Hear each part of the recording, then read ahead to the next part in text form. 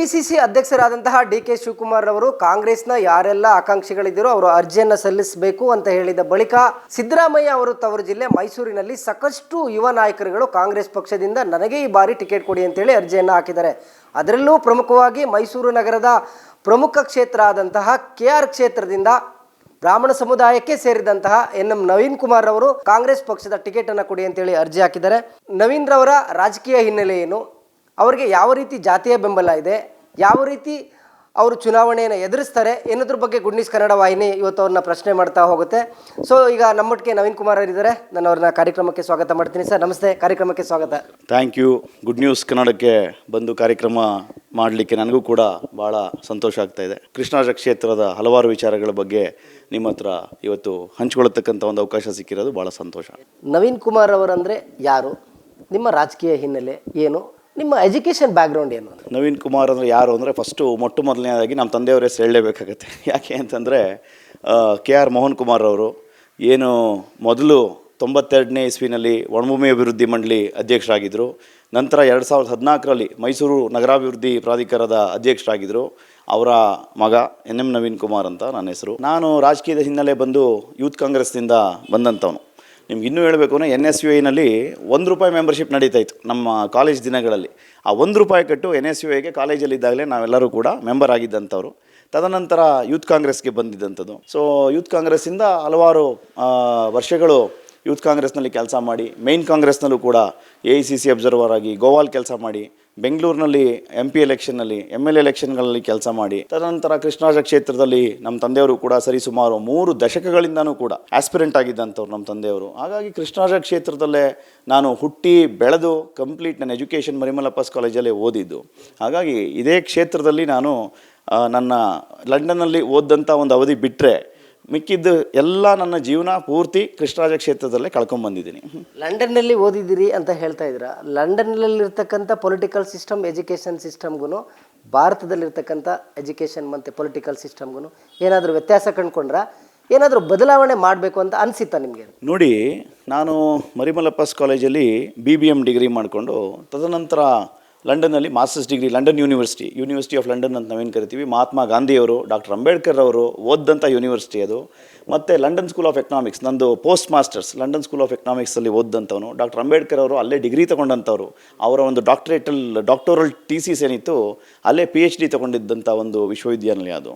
ಭಾರತದಲ್ಲಿ ಬ್ರಿಟಿಷ್ನವರು ಇದ್ದಂಥ ಒಂದು ಕಾಲದಿಂದನೂ ಕೂಡ ನಮ್ಮ ಯೂನಿವರ್ಸಿಟಿಗಳು ಬ್ರಿಟಿಷ್ ಯೂನಿವರ್ಸಿಟಿಗಳೆಲ್ಲ ಒಂದು ಸಿಸ್ಟಮ್ ಏನಿದೆ ಅದೇ ಸಿಸ್ಟಮ್ನ ನಮ್ಮಲ್ಲೂ ಅಳವಡಿಸ್ಕೊಂಡಿದೆ. ಆದರೆ ಕೆಲವು ವಿಚಾರಗಳು ನಾವು ಕ್ವಾಲಿಟಿ ಆಫ್ ಎಜುಕೇಷನ್ ನಾವೇನು ಹೇಳ್ತೀವಿ, ವಿಚಾರಧಾರೆಗಳು ಈಗ ನಮ್ಮಲ್ಲಿ ಫಾರ್ ಎಕ್ಸಾಂಪಲ್ ಯೂನಿವರ್ಸಿಟಿಗಳಲ್ಲಿ ಇವತ್ತು ಎಲ್ಲ ರಾಜಕೀಯಮಯ ಅಂತಂದರೆ ಆ ಪೊಲಿಟಿಕ್ಸ್ ಅನ್ನತಕ್ಕಂಥದ್ದು ಯೂನಿವರ್ಸಿಟಿ ಒಳಗಡೆಗೂ ಬಂದುಬಿಟ್ಟಿದೆ ಇವತ್ತು. ಹಾಗಾಗಿ BJP ಅವರು ಬಂದಾಗ ಆ ಪಠ್ಯಪುಸ್ತಕಗಳಲ್ಲಿ ಕೆಲವು ಬದಲಾವಣೆಗಳು ಮಾಡೋಂಥದ್ದು, ಹೈಸ್ಕೂಲಿಂದಲೇ ಮಕ್ಕಳಿಗೆ ಕೆಲವು BJPಗೆ ಒಂದು ಐಡಿಯಾಲಜಿ ಏನಿದೆ ಅದಕ್ಕೆ ಅನುಗುಣವಾದಂಥ ಕೆಲವು ಬದಲಾವಣೆಗಳು ಮಾಡೋಂಥದ್ದೆಲ್ಲ ನಾವಿಲ್ಲಿ ನೋಡ್ತೀವಿ. ಆದರೆ ಅಲ್ಲಿ ಆ ಥರ ಇಲ್ಲ. ಯಾವುದೇ ಸರ್ಕಾರ ಬರಲಿ, ಯಾವುದೇ ಸರ್ಕಾರ ಹೋಗಲಿ, ವಸ್ತುನಿಷ್ಠೆ ಏನು ವಿಚಾರ ಇದೆ ಅದು ಮಾತ್ರ ಪಠ್ಯಪುಸ್ತಕದಲ್ಲಿರುತ್ತೆ ಹೊರತು ಯೂನಿವರ್ಸಿಟಿಗೆ ಪೊಲಿಟಿಕಲ್ ಬಣ್ಣಗಳು ಬರಲ್ಲ. ಹಾಗಾಗಿ ವಿಚಾರ ಸತ್ಯನೋ ಅಸತ್ಯನೋ ಇದ್ದಿದ್ದಂಗೆ ಆ ರೀತಿ. ಆಮೇಲೆ ಬೇರೆ ಬೇರೆ ವಿಭಿನ್ನವಾದಂಥ ಡಿಫ್ರೆಂಟ್ ಪರ್ಸ್ಪೆಕ್ಟಿವ್ಸ್ ಅಂದರೆ ದೃಷ್ಟಿಕೋನಗಳು ಅಂತ ನಾವೇನು ಹೇಳ್ತೀವಿ. ಒಂದೇ ವಿಚಾರನ ಹಲವಾರು ದೃಷ್ಟಿಕೋನಗಳಿಂದ ನೋಡಿ, ಒಂದೇ ವಿಚಾರಕ್ಕೆ ಒಂದೇ ಸತ್ಯ ಇರಲ್ಲ, ಹಲವಾರು ಸತ್ಯಗಳಿರುತ್ತೆ ಅನ್ನತಕ್ಕಂಥದ್ದು ಹೇಳ್ಕೊಡ್ತಾರೆ ಹೊರತು ನಮ್ಮಲ್ಲಿ ಇದೇ ಸತ್ಯ ಅಂತ ಏನು ಹೇಳ್ಕೊಡ್ತಾರೆ ಆ ಥರ ಅಲ್ಲಿ ಮಾಡಲ್ಲ. ಅದೊಂದು ದೊಡ್ಡ ವ್ಯತ್ಯಾಸ ನಾನು ನೋಡಿದ್ದೀನಿ. ಈಗ KR ಕ್ಷೇತ್ರ ಅಂತ ಹೇಳಿದ್ರೆ ಕೇಳಿ ರಾಮದಾಸ್ ಅಂದರೆ KR ಕ್ಷೇತ್ರ ಆ ಮಟ್ಟಕ್ಕೆ ಒಂದು ರೀತಿ ಪೊಲಿಟಿಕಲ್ ಸ್ಟ್ರಾಟಜಿಗಳು ನಡೀತದೆ. ಇಂತಹ ರಾಜಕೀಯ ಅನುಭವ ಇರ್ತಕ್ಕಂಥ ರಾಮದಾಸ್ರವ್ರನ್ನ ಮಣಿಸ್ಲಿಕ್ಕೆ ನಿಮ್ಮಂಥ ಯುವ ನಾಯಕರಿಂದ ಹೇಗೆ ಸಾಧ್ಯ ಅನ್ನೋ ಒಂದು ಚರ್ಚೆ. ಸಹಜವಾಗಿ ನಿಜ, ಯಾರಿಗೆ ಆದರೂ ಕೂಡ ಹಾಗನ್ಸುತ್ತೆ. ನೋಡಿ, ರಾಮದಾಸ್ ಅವರು ಕೂಡ ಒಂದು ಟೈಮಲ್ಲಿ ಒಬ್ಬ ಸಾಮಾನ್ಯ ಯುವಕರಾಗಿ ಈ ಕ್ಷೇತ್ರಕ್ಕೆ ಕಾಲಿಟ್ಟಂಥವ್ರು. ಅವ್ರಿಗೆ ಯಾವುದೇ ರೀತಿಯಾದಂಥ ಬೇರೆ ರಾಜಕೀಯ ಹಿನ್ನೆಲೆ ಇರಲಿಲ್ಲ. ಒಂದು ಟೈಮಲ್ಲಿ ಅವರು ಕಾಂಗ್ರೆಸ್ನಲ್ಲೇ ಅವರ ರಾಜಕೀಯ ದಿನಗಳನ್ನ ಪ್ರಾರಂಭ ಮಾಡಿದ್ರು ಗೋವಿಂದರಾಜು ಅವ್ರ ಜೊತೆಗೆ. ಅದರ ಹಿನ್ನೆಲೆ ನಾನೀಗ ಮಾತಾಡೋಕ್ಕೆ ಹೋಗಲ್ಲ. ಹಾಗಾಗಿ ಇವತ್ತು ಇಡೀ ಕೃಷ್ಣರಾಜ ಕ್ಷೇತ್ರದಲ್ಲಿ ಏನು ಕೃಷ್ಣರಾಜ ಕ್ಷೇತ್ರ ಅಂದರೆ ರಾಮದಾಸ್ ಅಂದರೆ ಕೃಷ್ಣರಾಜ ಕ್ಷೇತ್ರ ಅಂತಕ್ಕಂಥ ಮಾತು ನಾನು ಒಪ್ಪಲ್ಲ. ಯಾಕೆ ಅಂತಂದರೆ ಅವರು ಕೂಡ ಸೋತಿದ್ದಾರೆ. ಸೋಲಿಲ್ಲದ ಸರ್ದಾರ ಮಲ್ಲಿಕಾರ್ಜುನ್ ಖರ್ಗೆ ಅವರಾಗಿದ್ದಿದ್ರೆ ನಾವು ಈ ಮಾತು ಹೇಳ್ಬೋದಾಗಿತ್ತು. ಆದರೆ ಇವರು ಕೂಡ ಈ ಕ್ಷೇತ್ರದಲ್ಲಿ ಸೋತಿದ್ದಾರೆ. ಯಾಕೆ ಸೋತಿದ್ದಾರೆ? ಇವರೇ ಕೃಷ್ಣರಾಜ ಕ್ಷೇತ್ರದಲ್ಲಿ ಅಷ್ಟು ಎಲ್ಲರ ಹೃದಯ ಸಿಂಹಾಸನಾಧೀಶ ಇವ್ರು ಗೆದ್ದಿದ್ದರೆ ಆ ಥರ ಇವರು ಹಾಗೆ ಅನ್ಬೋದಾಗಿತ್ತು. ಇವತ್ತು ಇಡೀ ಕೃಷ್ಣರಾಜ ಕ್ಷೇತ್ರದಲ್ಲಿ ಬದಲಾವಣೆ ಬಯಸ್ತಾ ಇದ್ದಾರೆ. ನಾವು ನೋಡ್ತಾ ಇದ್ದೀವಿ, ಕೆ ಆರ್ ಕ್ಷೇತ್ರದಲ್ಲಿ ಇವತ್ತು ಜನಸಾಮಾನ್ಯರು ಯಾವ ರೀತಿ ಒಂದು ಸಂಕಷ್ಟಗಳಲ್ಲಿದ್ದಾರೆ, ಅವರ ಮನಸ್ಸಲ್ಲಿ ಏನಿದೆ. ಇವಾಗ ಭೂತಾಳೆ ಪಿಚ್ಚಲ್ಲಿ ಒಂದು ಕಾರ್ಯಕ್ರಮ ಮಾಡಿದಾಗಲೂ ಕೂಡ ಆ ಖಾಲಿ ಕುರ್ಚಿಗಳು ಎಷ್ಟಿತ್ತು ಅನ್ನತಕ್ಕಂಥದ್ದನ್ನ ಎಲ್ಲ ಮೀಡಿಯಾದವರು ಕೂಡ ನೋಡಿದ್ದಾರೆ. ಅದೇ ಉತ್ತರ ಕೊಡುತ್ತೆ ಮುಂಬರ್ತಕ್ಕಂಥ ಚುನಾವಣೆಯಲ್ಲಿ ರಾಮದಾಸ್ ಅವ್ರಿಗೆ ಯಾವ ರೀತಿ ಜನ ಸ್ಪಂದಿಸ್ತಾರೆ ಅನ್ನತಕ್ಕಂಥದ್ದು. ಕೆ ಆರ್ ಕ್ಷೇತ್ರದಲ್ಲಿ ಈಗಾಗಲೇ ಸಿದ್ದರಾಮಯ್ಯ ಅವರ ಸಮುದಾಯಕ್ಕೆ ಸೇರಿದವರು, ಅವರ ಆಪ್ತರು ಎಂ ಕೆ ಸೋಮಶೇಖರ್ ಅವರು ಕೂಡ ಮಾಜಿ ಶಾಸಕರು, ಈ ಕ್ಷೇತ್ರದಲ್ಲಿ ಅನುಭವ ಇದೆ. ಅವರು ಕೂಡ ಅವ್ರಿಗೇನೆ ಟಿಕೆಟ್ ಅಂತ ಹೇಳಲಾಗ್ತಿದೆ. ಪ್ರದೀಪ್ ಕುಮಾರ್ ಅಂತ ಹೇಳಿ ಇನ್ನೊಬ್ಬ ಸಮುದಾಯದ ಯುವಕರು, ಜೊತೆಗೆ ಪ್ರಮುಖವಾಗಿ ಬ್ರಾಹ್ಮಣ ಸಮುದಾಯದ ಕೋಟದಲ್ಲಿ ನೀವು ಟಿಕೆಟನ್ನು ಬಯಸ್ತಾ ಇದ್ದೀರಾ. ಹೇಗೆ ಟಿಕೆಟ್ ಸಿಗುತ್ತೆ? ಇವರ ಎಲ್ಲರ ಗುದ್ದಾಟದ ನಡುವೆ ನನಗೆ ಟಿಕೆಟ್ ಸಿಗುತ್ತೆ ಅನ್ನೋ ಕಾನ್ಫಿಡೆನ್ಸ್ ಇದೆಯಾ? ನೋಡಿ, ಕಾನ್ಫಿಡೆನ್ಸ್ ಖಂಡಿತ ಇದೆ. ಯಾಕೆ ಅಂತಂದರೆ ಇದು ಪ್ರಜಾಪ್ರಭುತ್ವದ ವ್ಯವಸ್ಥೆ. ನಾವಿರತಕ್ಕಂಥದ್ದು ಕಾಂಗ್ರೆಸ್ ಪಕ್ಷ. ಕಾಂಗ್ರೆಸ್ ಪಕ್ಷ ಯಾವತ್ತು ಸಾಮಾಜಿಕ ನ್ಯಾಯಕ್ಕೆ ಬದ್ಧವಾಗಿ ಬಂದಿರತಕ್ಕಂಥ ಪಕ್ಷ. ಈಗ ಸನ್ಮಾನ್ಯ ಸೋಮಶೇಖರ್ ಅವರು ಮಾಜಿ ಶಾಸಕರು, ನಮ್ಮ ಪಕ್ಷದ ಹಿರಿಯ ನಾಯಕರು, ಅವ್ರ ಬಗ್ಗೆ ನಮಗೆ ಗೌರವ ಇದೆ. ನಾನು ವೈಯಕ್ತಿಕವಾಗಿ ಅವ್ರ ಬಗ್ಗೆ ಯಾವ ಥರನೂ ನನಗೆ ಮನಸ್ಸಿನಲ್ಲಿ ದೂಷಣೆಗಳಾಗಲಿ ಇನ್ನೊಂದಾಗಲಿ ಮತ್ತೊಂದಾಗಲಿ ಇಲ್ಲ. ಆದರೆ ಪಕ್ಷಕ್ಕೆ ಬೇಕಾಗಿರೋಂಥದ್ದು ಗೆಲ್ಲತಕ್ಕಂಥ ಒಂದು ಅವಕಾಶ. Winnability is the prime criteria. ನಿಮ್ಮ ಮಾತಿನ ಅರ್ಥ ಸೋಮಶೇಖರ್ ಅವರಿಗೆ ಈ ಬಾರಿ ಟಿಕೆಟ್ ಕೊಟ್ಟರೆ ಅವ್ರು ಗೆಲ್ಲೋದಿಲ್ಲ ಅಂತನಾ? ನೋಡಿ, ನಾನು ಅವರು ಗೆಲ್ಲೋದು ಸೋಲೋದ್ರ ಬಗ್ಗೆ ನಾನು ಮಾತಾಡೋಕ್ಕೆ ನಾನು ಅರ್ಹನಲ್ಲ ಅಂತ ಹೇಳ್ತೀನಿ. ಯಾಕೆ ಅಂತಂದರೆ ನಾನೊಬ್ಬ ಆಕಾಂಕ್ಷಿಯಾಗಿ ನಾನು ಅವ್ರು ಗೆಲ್ತಾರೆ ಸೋಲ್ತಾರೆ ಅಂತ ಹೇಳಿದ್ರೆ ಎರಡನ್ನೂ ಬೇರೆ ಥರ ಒಂದು ತಪ್ಪರ್ಥ ಕಲ್ಪಿಸೋಕ್ಕಾಗತ್ತೆ. ಹಾಗಾಗಿ ನಾನು ಹೇಳೋದು, ಪಕ್ಷ ತನ್ನದೇ ಆದಂಥ ಮಾನದಂಡಗಳಿಟ್ಕೊಂಡು ಪಕ್ಷ ತನ್ನದೇ ಆದಂಥ ಸರ್ವೆ ರಿಪೋರ್ಟ್ಗಳು ಮಾಡಿಸ್ತಾ ಇದ್ದಾರೆ. ಅದರಲ್ಲಿ ಯಾರ ಹೆಸರಿದೆ ಏನಂತ ನನಗೂ ಗೊತ್ತಿಲ್ಲ. ಹಾಗಾಗಿ ಪಕ್ಷ ಯಾರಿಗೆ ಗೆಲ್ಲಿಕ್ಕೆ ಅವಕಾಶ ಜಾಸ್ತಿ ಇದೆ, ಈಗ ನನಗಿಂತ ರಾಘವೇಂದ್ರ ಅವ್ರು ನಿಮಗೇನಾದರೂ ಒಂದು 10 ಓಟ್ ಜಾಸ್ತಿ ಬೀಳುತ್ತಾನೆ, ಪಕ್ಷ ಈ ಸಲ ನಿಮಗೆ ಟಿಕೆಟ್ ಕೊಡಬೇಕು ಅನ್ನತಕ್ಕಂಥ ಒಂದು ತೀರ್ಮಾನ ಮಾಡ್ಕೊಂಡಿರೋದು. ತಿಳಿದಿರೋ ಮಾಹಿತಿ ಪ್ರಕಾರ ಯಾವ ಸರ್ವೆ ರಿಪೋರ್ಟ್ನಲ್ಲೂ ಕೂಡ ಎಂ ಕೆ ಸೋಮಶೇಖರ್ ಅವರ ಪರವಾಗಿ ಒಲವು ಬರ್ತಾ ಇಲ್ಲ ಅನ್ನೋ ಒಂದು ಚರ್ಚೆ ನಿಮ್ಮ ಹೈಕಮಾಂಡ್ನಲ್ಲಿ ಆಗ್ತಿದೆ. ಆ ಕಾರಣಕ್ಕೆ ಕಳೆದ ಬಾರಿ ಚುನಾವಣೆಗೆ ಹೋಲಿಸ್ಕೊಂಡ್ರೆ ಈ ಬಾರಿ ಚುನಾವಣೆಯಲ್ಲಿ ಕಾಂಗ್ರೆಸ್ ಪಕ್ಷದ ಟಿಕೆಟ್ ಆಕಾಂಕ್ಷಿಗಳ ಪಟ್ಟಿ ದೊಡ್ಡದಾಗಿ ಬೆಳೀತಿದೆ ಅನ್ನೋ ಮಾತು. ಸರ್ವೆ ರಿಪೋರ್ಟಲ್ಲಿ ಏನಿದೆ ಅನ್ನತಕ್ಕಂಥದ್ದು ನನಗೂ ಗೊತ್ತಿಲ್ಲ. ನಾನು ಪ್ರಾಮಾಣಿಕವಾಗಿ 3 ವರ್ಷಗಳಿಂದನೂ ಕೂಡ ಕೃಷ್ಣರಾಜ ಕ್ಷೇತ್ರದಲ್ಲಿ ಒಬ್ಬ ಅಭ್ಯರ್ಥಿ ಆಗಬೇಕು ಅನ್ನತಕ್ಕಂಥ ದೃಷ್ಟಿಯಿಂದಲೇ ಕೆಲಸ ಮಾಡ್ಕೊಂಡು ಬಂದಿದ್ದೀನಿ. ಅದು ಬಿಟ್ಟರೆ ಯೂತ್ ಕಾಂಗ್ರೆಸ್ ಡೇಸಿಂದನೂ ಅವಾಗಿಂದನೂ ಕೂಡ ಈ ಕ್ಷೇತ್ರನ ನಾನು ಬಲ್ಲೆ. 3 ವರ್ಷದಿಂದ ಕೂಡ ನನ್ನ ಕೆಲಸ ಏನಿದೆ ವೈಯಕ್ತಿಕವಾಗಿ, ನಾನು ಪಕ್ಷದ ಪರವಾಗಿ ಪಕ್ಷದ ಸಿಂಬಲ್ನಲ್ಲಿ ಪಕ್ಷದ ಬ್ಯಾನರ್ನಲ್ಲಿ ಒಬ್ಬ ಸಾಮಾನ್ಯ ಕಾರ್ಯಕರ್ತನಾಗಿ ನಾನು ಸಂಘಟನೆ ಕೆಲಸಗಳು ಮಾಡ್ಕೊಂಡು ಬಂದಿದ್ದೀನಿ. ಇಡೀ ಮೈಸೂರು ನಗರಕ್ಕೆ, ಬರೀ ಕೃಷ್ಣರಾಜ ಕ್ಷೇತ್ರಕ್ಕಲ್ಲ, ಇಡೀ ಮೈಸೂರು ನಗರಕ್ಕೆ ಭಾಳ ಹೆಮ್ಮೆಯಿಂದ ಹೇಳ್ತೀನಿ, ಅತ್ಯಂತ ಹೆಚ್ಚು ಈ ಸಲ ಮೆಂಬರ್ಶಿಪ್ ಡ್ರೈವ್ನಲ್ಲಿ ಹೈಯೆಸ್ಟ್ ಮೆಂಬರ್ಶಿಪ್ ಮಾಡಿಸಿದ್ವಿ ನಮ್ಮ ಟೀಮ್ನವರು. ನಂಬರ್ 1. ಎರಡನೇದು ಭಾರತ್ ಜೋಡೋ ಯಾತ್ರಾ ಆಗ್ಬೋದು, ಮೇಕೆದಾಟು ಪಾದಯಾತ್ರೆ ಆಗ್ಬೋದು, ಪಕ್ಷದ ಹಲವಾರು ಕಾರ್ಯಕ್ರಮಗಳಾಗ್ಬೋದು, ಬೇರೆ ಬೇರೆ ಹೋರಾಟಗಳಾಗ್ಬೋದು, ಸ್ಟ್ರೈಕ್ ಆಗ್ಬೋದು, ರಸ್ತೆಗಳ ಬಗ್ಗೆ ಒಂದು ಹೋರಾಟ ಆಗ್ಬೋದು, ನೀರಿನ ಬಗ್ಗೆ ಆಗ್ಬೋದು, ಹಲವಾರು ವಿಚಾರಗಳಿಗೂ ಕೂಡ ನಮ್ಮ ತಂಡದವರು ಭಾಳ ಸಕ್ರಿಯವಾಗಿ ನಾವು ಎಲ್ಲರೂ ಕೂಡ, ನಾವು ತಂಡ ಅಂತಂದರೆ ಎಲ್ಲ ಪಕ್ಷದವರೇನೆ. ಹೇಳ್ತಿದ್ದೀರಾ NICನಿಂದ ಬಂದಿದ್ದೀನಿ, ಯೂತ್ ಕಾಂಗ್ರೆಸ್ ಬಂದಿದ್ದೀನಿ, ಇಷ್ಟೆಲ್ಲ ಹೋರಾಟ ಮಾಡಿದ್ದೀರಾ. ರಾಹುಲ್ ಗಾಂಧಿ ಅವರು ಭಾರತ್ ಜೋಡೋ ಯಾತ್ರೆಗೆ ಮೈಸೂರು ಬಂದ ಸಂದರ್ಭದಲ್ಲಿ ಸೂಕ್ಷ್ಮವಾಗಿ ಹೇಳ್ತಾರೆ, ಕಾಂಗ್ರೆಸ್ ಪಕ್ಷ ಈ ಬಾರಿ ಅತಿ ಹೆಚ್ಚಿನ ಯುವಕರುಗಳಿಗೆ ಟಿಕೆಟ್ ಕೊಡುತ್ತೆ ಅಂತ. ನಿಮಗೆ ಕಾನ್ಫಿಡೆನ್ಸ್ ಇದೆಯಾ? ನಾನು ಬೆವರು ಸುರಿಸಿ ಪಕ್ಷಕ್ಕೋಸ್ಕರ ದುಡಿದಿದ್ದೀನಿ, ನನ್ನ ಬೆವರಿನ ಹನಿಗೆ ಕಾಂಗ್ರೆಸ್ ಪಕ್ಷ ಬೆಲೆ ಕೊಡುತ್ತೆ ಅಂತ. ಖಂಡಿತ ಆ ಕಾನ್ಫಿಡೆನ್ಸಿಂದಲೇ ನಾನು ಹೋಗಿ ಅರ್ಜಿ ಹಾಕಿ 2 ಲಕ್ಷ ರೂಪಾಯಿಗಳ DD ಕೂಡ ಕಟ್ಬಿಟ್ಟು ಬಂದಿದ್ದೀನಿ. ಕಾನ್ಫಿಡೆನ್ಸ್ ಇಲ್ಲದೆ ನಾನು ಖಂಡಿತ ಹೋಗಿ ಕಟ್ತಿರ್ಲಿಲ್ಲ. ಹಾಗೆ ಯಾಕೆ ಅಂತಂದರೆ ಈ ಸಲ AICCನಲ್ಲಿ ಒಂದು ರೆಸಲ್ಯೂಷನ್ ಆಗಿದೆ ಉದಯ್ಪುರ್ನಲ್ಲಿ, 50/50 ಅಂತ. ಏನಂತಂದರೆ 50% ಟಿಕೆಟ್ಗಳನ್ನ 50 ವರ್ಷದಿಂದ ಕೆಳಗಡೆ ಇರೋರಿಗೆ ಕೊಡ್ತೀವಿ ಅನ್ನತಕ್ಕಂಥ ರೆಸಲ್ಯೂಷನು AICC ಮಾಡಿದೆ. ಈಗ ನಮ್ಮ ಪಕ್ಷದ ಸರ್ವೋಚ್ಚ ಒಂದು ಕಮಿಟಿ ಏನಿದೆ AICC, ಅವ್ರು ರೆಸಲ್ಯೂಷನ್ ಮಾಡಿದ್ಮೇಲೆ ಇನ್ನು ಪಕ್ಷದಿಂದ ನಾನು ಟಿಕೆಟ್ ಸಿಗುತ್ತೆ ಅನ್ನತಕ್ಕಂಥ ಒಂದು ಹುರುಪಿಟ್ಟುಕೊಂಡೆ ಇನ್ನು ಮುಂದಕ್ಕೆ ನಾನು ಕೆಲಸ ಮಾಡ್ಕೊಂಡು ಅವಾಗಿಂದನೂ ಬಂದಿದ್ದೀನಿ. ಹಾಗಾಗಿ ಖಂಡಿತ ಪಕ್ಷ ಏನು ಅನೌನ್ಸ್ಮೆಂಟ್ ಮಾಡಿದೆ, ಆ ರೆಸಲ್ಯೂಷನ್ ಏನು ಮಾಡಿದೆ, ಅದಕ್ಕೆ ಕಟುಬದ್ಧರಾಗಿ ಪಕ್ಷದ AICC ಸರ್ವೋಚ್ಚ ಒಂದು ಇದೇನಿದೆ ಅದು ಏನೊಂದು ತೀರ್ಮಾನ ತಗೊಂಡಿದೆ, ಅದರ ಪ್ರಕಾರ ಖಂಡಿತ ಯುವಕರಿಗೆ ಈ ಸಲ ಹೆಚ್ಚಿನ ಅವಕಾಶ ಸಿಗುತ್ತೆ ಅನ್ನತಕ್ಕಂಥ ಒಂದು ಹುರುಪು ನನ್ನಲ್ಲೂ ಕೂಡ ಸಹಜವಾಗೇ ಇದೆ. ನವೀನ್ ಕುಮಾರ್ ಅವರು ಹೇಳಿ ಕೇಳಿ ಬ್ರಾಹ್ಮಣ ಸಮುದಾಯದವರು, ಬ್ರಾಹ್ಮಣ ಸಮುದಾಯನೇ ಇಲ್ಲಿ ಅಂತಿಮವಾಗಿ ಯಾರು ಗೆಲ್ಲಬೇಕು ಸೋಲ್ಬೇಕು ನಿರ್ಣಯ ಮಾಡೋದು. ಸುಮಾರು ನನಗಿರೋ ಮಾಹಿತಿ ಪ್ರಕಾರ 68,000 ರಿಂದ 70,000 ಬ್ರಾಹ್ಮಣ ಸಮುದಾಯದ ವೋಟ್ಗಳು ಇದೆ ಅನ್ನೋ ಮಾಹಿತಿ ಇದೆ. ನೀವು ಕೂಡ ಬ್ರಾಹ್ಮಣರ ಕೋಟಾದಡಿನೇ ಕಾಂಗ್ರೆಸ್ ಪಕ್ಷದಿಂದ ಟಿಕೆಟನ್ನು ಕೇಳ್ತೀರಾ ಅಂತ? ನೋಡಿ, ನಾನೊಬ್ಬ ಎಜುಕೇಟೆಡ್ ಯೂತ್, ನಾನು ಜಾತಿ ಆಧಾರದ ಮೇಲೆ ಟಿಕೆಟ್ ಕೊಡಿ ಅನ್ನತಕ್ಕಂಥದ್ದನ್ನ ಎಲ್ಲೋ ಒಂದು ಕಡೆ ನಾನು ಜಾತಿ ಆಧಾರದ ಮೇಲೆ ಟಿಕೆಟ್ ಕೊಡಿ ಅಂತ ನಾನು ಕೇಳಲಿಕ್ಕೆ ಬಯಸಲ್ಲ. ಯಾಕೆ ಅಂತಂದರೆ ನಿಜ ನಮ್ಮ ಸಮುದಾಯದವರು 68,000 ರಿಂದ 70,000 ಇದ್ದಾರೆ.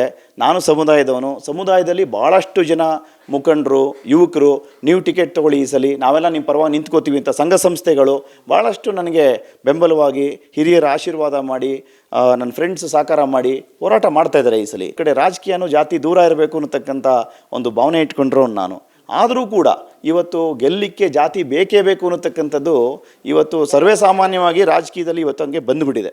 ಹಾಗಾಗಿ ನಮ್ಮ ಸಮುದಾಯಕ್ಕೆ ಇಡೀ ಮೈಸೂರಿನ ಡಿವಿಷನ್ ಏನಿದೆ, ಇಡೀ ಮೈಸೂರು ಡಿವಿಷನ್, ಹಳೆ ಮೈಸೂರಿನ 5 ಜಿಲ್ಲೆಗಳಲ್ಲೂ ಕೂಡ ಇನ್ನೆಲ್ಲೂ ಕೂಡ ಅವಕಾಶ ಕೊಡೋಕ್ಕೆ ಆಗಿಲ್ಲ. ಮುಂಚೆಯಿಂದನೂ ಬ್ರಾಹ್ಮಣರಿಗೆ ಟಿಕೆಟ್ ಕೊಟ್ಕೊಂಡು ಬಂದಿರೋದೆ ಕೃಷ್ಣರಾಜ ಕ್ಷೇತ್ರದಲ್ಲಿ. ಇಡೀ ಕರ್ನಾಟಕದಲ್ಲಿ ಒಂದು ಕ್ಷೇತ್ರದಲ್ಲಿ ಅತ್ಯಂತ ಹೆಚ್ಚು ಮತದಾರಗಳಿರ್ತಕ್ಕಂಥ ಕೆಲವೇ ಬೆರಳೆಣಿಕೆ ಕ್ಷೇತ್ರದಲ್ಲಿ ಬ್ರಾಹ್ಮಣರು ಮತದಾರರಿರ್ತಕ್ಕಂಥದ್ರಲ್ಲಿ ಕೃಷ್ಣರಾಜ ಕ್ಷೇತ್ರ ಒಂದು ಪ್ರಬಲವಾದಂಥ ಒಂದು ಕ್ಷೇತ್ರ ಆಗಿದೆ. ಸರಿಸುಮಾರು ನೀವು ಹೇಳ್ದಂಗೆ 60,000-70,000 ನಮ್ಮ ಸಮುದಾಯದ ಒಂದು ಓಟ್ಗಳು ಇಲ್ಲಿ ಇದ್ದಾವೆ. ಹಾಗಾಗಿ ಸರ್ವೇ ಸಾಮಾನ್ಯವಾಗಿ ನಮ್ಮ ಸಮುದಾಯದವರು ಕೂಡ ಕಾಂಗ್ರೆಸ್ ಪಕ್ಷದಿಂದ ನಮಗೆ ಒಂದು ರೆಪ್ರೆಸೆಂಟೇಷನ್ ಸಿಕ್ಕಲಿ, ನಮ್ಮ ಕಮ್ಯುನಿಟಿಯವ್ರಿಗೆ ಒಂದು ರೆಪ್ರೆಸೆಂಟೇಷನ್ ಸಿಕ್ಕಲಿ ಅಂತ ಬಯಸ್ತಾ ಇದ್ದಾರೆ. ಯಾಕಂದರೆ ದಿನ ಬೆಳಗಾದರೆ ಕಾಂಗ್ರೆಸ್ ಪಕ್ಷದ ಲೀಡರ್ಗಳು ಒಂದಷ್ಟು ಪ್ರಗತಿಪರರು ಅಂತ ಯಾರು ಹೇಳ್ತೀರಾ, ದಿನ ಬೆಳಗಾದರೆ ಬ್ರಾಹ್ಮಣರಿಗೆ ಬೈಕೊಂಡು ತಿರುಗ್ತಕ್ಕಂಥ ಪಕ್ಷ ಕಾಂಗ್ರೆಸ್ ಪಕ್ಷ. ಬ್ರಾಹ್ಮಣ ಸಮುದಾಯದ ನವೀನ್ ರವರಿಗೆ ಟಿಕೆಟ್ ಕೊಟ್ಟರೆ ಬ್ರಾಹ್ಮಣ ಸಮುದಾಯದವರು BJP ಬಿಟ್ಟು RSS ಬಿಟ್ಟು ಕಾಂಗ್ರೆಸ್ ಪಕ್ಷಕ್ಕೆ ವೋಟ್ ಹಾಕ್ತಿರೋ ಕಾನ್ಫಿಡೆನ್ಸ್ ನಿಮಗಿದೆಯಾ ಅಂತ ನೋಡಿ.